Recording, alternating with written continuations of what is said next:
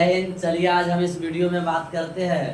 हमने 9 क्लास का पृष्ठीय क्षेत्रफल एवं आयतन चल रहे थे घन घनाभ का, तो उसमें हमने पार्ट 4 तक बता चुके थे। 4 क्लास में हमने 16 तक कंप्लीट कर चुके थे।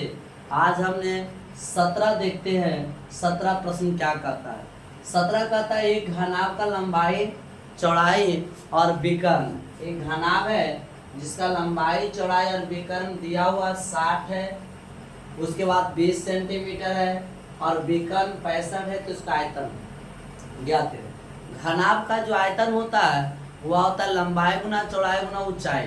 तो यहाँ पर आप देखिएगा सिर्फ लंबाई और चौड़ाई है, ऊंचाई नहीं है। तो इस घनाभ का ऊंचाई निकालिएगा तब जाकर के इसका आयतन निकालेंगे। तो सर ऊंचाई निकालने के लिए हमको करना क्या पड़ेगा। सबसे पहले ऊंचाई निकालने के लिए यहाँ पर देखिए एक चीज दिया हुआ है, विकर्ण का मान दिया हुआ है। इस विकर्ण के मदद से आप ऊंचाई निकाल लीजिएगा और जब ऊंचाई निकल जाएगा तो इसका आयतन निकल जाएगा। आपको प्रश्न समझ में आ गया होगा। चलिए हम पहले नंबर घनाभ का लंबाई चौड़ाई से नहीं चलेंगे, हम विकर्ण से दिया हुआ है उसका मान 65 है, हम उसी से चलेंगे। तो यहाँ पर सबसे पहले अब हल करते हैं। हल करिएगा, एल बराबर आपको दिल है 60 सेंटीमीटर दिया हुआ है, बी बराबर आपको दिया हुआ है 20 सेंटीमीटर है और घनाभ का विकर्ण है। यहाँ पर लिखेंगे घनाभ का विकर्ण। अब घनाभ का विकर्ण दिया हुआ है 65 है। विकर्ण का सूत्र होता है under root l square plus b square plus h square. इधर 65 हो गया। यहाँ पर देखिएगा सबका मान रखते हैं। मान देखिएगा एल का मान 60 का स्क्वायर प्लस 20 का स्क्वायर और प्लस एच स्क्वायर। एच का मान नहीं दिया हुआ है। अब यहाँ पर देखिएगा इसको आगे करेंगे।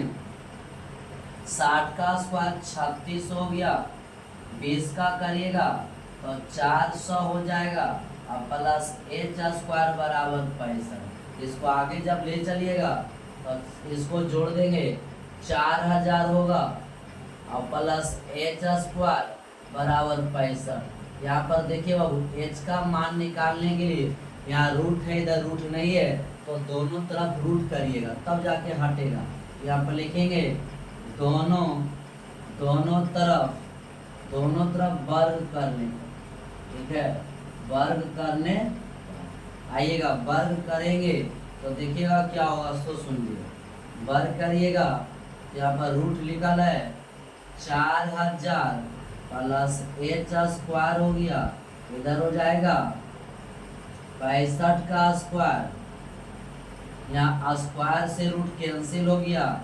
4000 प्लस एच स्क्वायर बराबर, इसका जब 65 का स्क्वायर करिएगा तो 42 25 हो जाएगा। 4000 को उधर करिएगा, एच स्क्वायर बराबर 42 25 माइनस 4000, एच स्क्वायर बराबर करिएगा 225 आएगा। स्क्वायर हटिएगा तो वर्गमूल 225 आएगा। इसका जब वर्गमूल आप निकालिएगा तो एच बराबर आपका आ गया 15 सेंटीमीटर। अब यहाँ से क्या चाहिए, घनाभ का आयतन। थोड़ा देखिएगा, जगह नहीं रहने के कारण हम इधर बता देते हैं। लिखेंगे घनाभ का आयतन, यहाँ पर लिखेंगे अब घनाभ का आयतन। ठीक है, घनाभ का आयतन लिख रहे हैं। देखिएगा जगह, तो आयतन का सूत्र होता है एल गुना बी गुना एच। एल का मान 60 है, बी का मान 20 है, एच का मान 15 है। इसको गुना कर 15 दूना 30 और 30 को गुना करिएगा। देखिए इसको 6 दूना 12 हो जाएगा, डबल 0 15 का। इसको आप गुना कर 15 गुना 12 कितना हो गया, 15 जाए 150 180 हो जाएगा और डबल 0। इस प्रकार से इसका क्या आयतन आ चुका है। यहाँ पर आयतन निकालने के लिए बाबू आपको ऊंचाई, लंबाई और चौड़ाई सब चाहिए। आपका घनाभ का लंबाई चौड़ाई है, विकर्ण दिया हुआ है। हम विकर्ण डायगोनल का फॉर्मूला चला लेंगे और उससे हमको एच का लंबाई मिल गया 15। उस 15 को निकालने के बाद हमको आयतन चाहिए, तो आयतन निकालने के लिए हमको LBH कर दिए। इस तरह से आपका आंसर आ गया। ठीक है, चलिए हम 18 नंबर देखते हैं। 17 हो चुका, 18 क्या कहता है? 18 कहता है किसी घनाकार पिंड का विकर्ण 7√3 है, तो उसका क्या कहता है? क्षेत्रफल निकालें। घन का विकर्ण दिया हुआ है, उसका क्षेत्रफल निकालना। घन का क्षेत्रफल निकालने के लिए सूत्र होता है 6 गुना भुजा स्क्वायर। यहाँ पर आपको भुजा नहीं दिया हुआ है, यहाँ पर उसका विकर्ण है, डायगोनल है। अब विकर्ण जब दिया हुआ है तो उसके मदद से घन का विकर्ण दिया हुआ उसका सूत्र चलाइएगा, और जब वहां से आपका भुजा आएगा तो यहाँ से आपका क्या निकल जाएगा? पृष्ठ क्षेत्रफल, क्योंकि उसका पृष्ठ क्षेत्रफल होता है 6 गुना भुजा स्क्वायर। तो सबसे पहले यहाँ पर हल करेंगे, ठीक है। हल क्या करेंगे? घन का विकर्ण दिया हुआ हम उसी से चलेंगे, लिखेंगे चूंकि घन का विकर्ण, घन का विकर्ण का सूत्र होता है, मान दिया हुआ 7√3, इसका सूत्र होता है √3 गुना भुजा है 7√3 है। यहाँ √3 से √3 कट गया, यहाँ पर भुजा का जो मान आएगा, भुजा का मान 7 मीटर, ठीक है। जब भुजा का मान 7 आ जाएगा तो यहाँ पर से चलेंगे। अब घन का आयतन, सॉरी घन का क्षेत्रफल, घन का पृष्ठ क्षेत्रफल, इसका सूत्र होता है 6 गुना भुजा का स्क्वायर, 6 का 6 देंगे, भुजा का 7 का स्क्वायर, 6 7 7 49, इसको आप गुना करिएगा, 9 बचे 45, 9 छक 54 के 4 5 और 6 चौक 24, 24 और 5 200 कितना हो गया? 94। इस तरह से सेंटीमीटर क्या हो गया? स्क्वायर। अब आंसर मिला लीजिएगा, ठीक है। बहुत आसान है। क्षेत्रफल का विकर्ण दिया हुआ, विकर्ण का फॉर्मूला से चले, उसका मान से चले, भुजा आ गया, भुजा का मान रख दिए, इस प्रकार से उसका क्षेत्रफल आ चुका है। चलिए 19 नंबर देख लेते हैं, प्रश्न क्या कहता है 19 नंबर में। 19 नंबर कहता है एक तालाब की गहराई ज्ञात करिए। एक तालाब है, उसकी गहराई ज्ञात करना है, जिसका आधार जो है 5 मीटर का एक क्या है? 5 मीटर भुजा का एक वर्ग है। यानी कहने का मतलब एक तालाब है, उसकी गहराई क्या है? जिसका आधार जो जड़ होता है वह वर्ग के रूप में है, और उसकी लंबाई 5 है और चौड़ाई भी 5 है, क्योंकि वर्ग का भुजा बराबर होता है, लंबाई चौड़ाई बराबर है। तो कहता है इस तालाब में कैसी तालाब का पानी बराबर पानी समा सकता है, जिसकी लंबाई चौड़ाई और गहराई दिया हुआ। यानी एक तालाब है जिसका लंबाई चौड़ाई वर्ग है और गहराई निकालना, इसमें एक दूसरा तालाब का पानी रखेंगे जो बराबर आएगा। तो यहाँ से इस तालाब का पानी और इस तालाब का पानी दोनों का आयतन क्या करेंगे? बराबर करेंगे। मतलब एक नया देखिए, यहाँ फिगर समझना।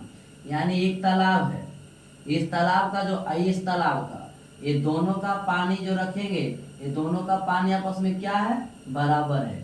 तो इसका जो है ना, इसका लंबाई चौड़ाई दिल है, इसका एल का मान जो दिल है वो 4 है, बी का मान भी 4 है, एच का मान कहता है निकालना। इसका एल, इसका देखो बड़का देखिए, एल का मान दिया हुआ इसका कितना? 5 है कि 10 है? 10 मीटर है, इसका 10 मीटर है। एल के बाद देखिएगा बी का जो मान है वो 5 मीटर है, और एच का जो मान है वो 4 मीटर। दोनों का आयतन क्या है? बराबर है। तो हम दोनों का आयतन बराबर चलेंगे, यहाँ से आपका गहराई आ जाएगा। तो सबसे पहले यहाँ पर हल कर लेते हैं, लिखेंगे पहला तालाब का आयतन बराबर दूसरा तालाब का आयतन, ठीक है। पहला तालाब का आयतन का सूत्र होता है एल गुना बी गुना एच बराबर एल बी एच। एल का मान 10 है, बी का मान 5 है, 4 है, इसका इसका जो दिया हुआ है वो ये 5 मीटर, मिस्टेक हो गया, यहाँ पर 5 करिएगा तो 5 है, बी भी 5 है, एच। इसका देखिए 10 गुना 5 गुना 4 करिएगा, ये 5 से कटेगा, 5 से कट जाएगा 2, एच बराबर जो आ जाएगा वो 4 दूना कितना देगा? 8 मीटर। इस प्रकार से पहला जो तालाब का गहराई है वो 8 मीटर आ गया, ठीक है। बेस का हम पहला देखते हैं। बेस का पहला क्या कहता है, एक कमरे की लंबाई है, एक कमरे की लंबाई, चौड़ाई और ऊंचाई दिया हुआ क्रमशः 30 डेसीमीटर, 20 डेसीमीटर और 17 डेसीमीटर है। तो कहता है कि यदि प्रत्येक विद्यार्थी 100 डेसीमीटर स्थान दिया जाए तो कमरे में कितने विद्यार्थी बैठ सकते हो। सबसे पहले देखिएगा, हमको कमरा में विद्यार्थी बैठाना है, इसका मतलब हम आयतन को कवर कर रहे हैं, आयतन हमको ले रहा है। अगर एक विद्यार्थी 100 होगा तो कितना विद्यार्थी हमको इस कमरे में बैठा सकते हैं। सबसे पहले कमरा का आयतन निकाल लीजिए और 100 से आप भागा कर दीजिएगा तो आपका आ जाएगा। ठीक है, तो यहाँ पर हल क्या करते हैं, हल करते हैं, लिखेंगे कमरे का आयतन, कमरे का आयतन। ठीक है, कमरे का आयतन का सूत्र होता है LBH। एल का मान जो दिया हुआ 30 है, 20 है, 17 है, इसको गुना करेगा 3 दूना 6, डबल 0 हो जाएगा।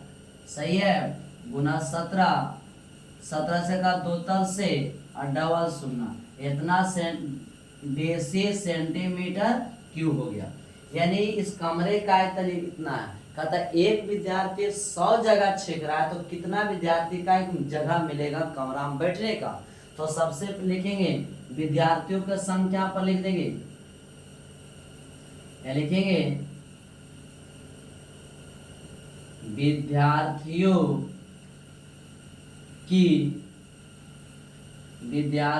की संख्या। इसको संख्या निकालने के लिए कमरा का आयतन 102 डबल 0 डेसी सेंटीमीटर क्यूब है और ये जो छेक रहा है 100 डेसी सेंटीमीटर क्यूब। ये देखिएगा, ये 2 शून्य से 2 शून्य कट जाएगा, 102 विद्यार्थी आपको बैठेगा। तो इस प्रकार से हमने हुआ आज का क्लास में हमने देखे हैं 17 देखे, 18 देखे, 19 देखे। अब 20 का पहला और 20 का दूसरा सेम है, ये खुद आप बनाइएगा, होमवर्क के रूप में आप लोग छोड़ रहे हैं और इसका कमेंट में जवाब जरूर दीजिएगा। ठीक है।